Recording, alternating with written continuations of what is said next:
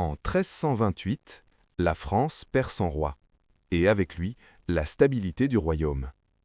Une question de succession va déclencher la plus longue guerre du Moyen Âge. Pendant plus de 100 ans, la France et l'Angleterre vont s'affronter dans une guerre sanglante qui changera l'histoire de l'Europe. Voici comment tout a commencé. Tout commence avec la mort du roi Charles IV en 1328. Il meurt sans héritier masculin.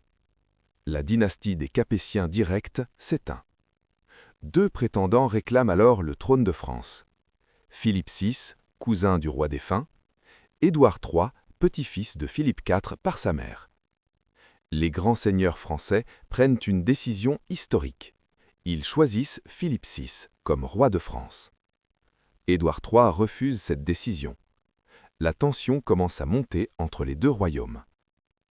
Au début, la guerre n'est pas immédiate, mais les relations entre la France et l'Angleterre se détériorent rapidement. L'Angleterre possède déjà un territoire important en France, l'Aquitaine, et le roi d'Angleterre doit normalement obéir au roi de France pour ce territoire, ce qui crée une situation humiliante pour Édouard III. En 1337, Philippe VI décide de confisquer l'Aquitaine. C'est la rupture. Édouard III déclare officiellement la guerre à la France. La guerre de 100 ans commence. Les premières années sont marquées par des raids et des batailles. Les Anglais utilisent une nouvelle stratégie militaire.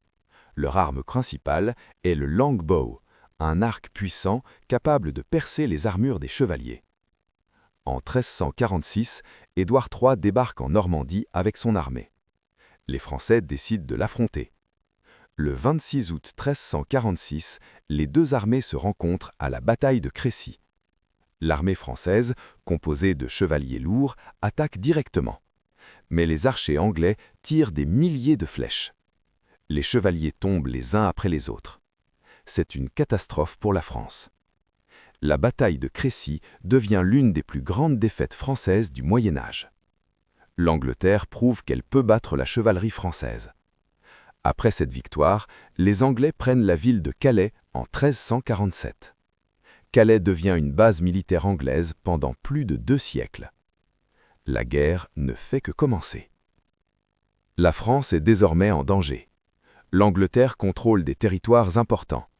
L'armée française est affaiblie. Et la guerre continue. Dans les années suivantes, la situation va devenir encore plus grave pour la France. Une nouvelle bataille va provoquer la capture du roi français lui-même.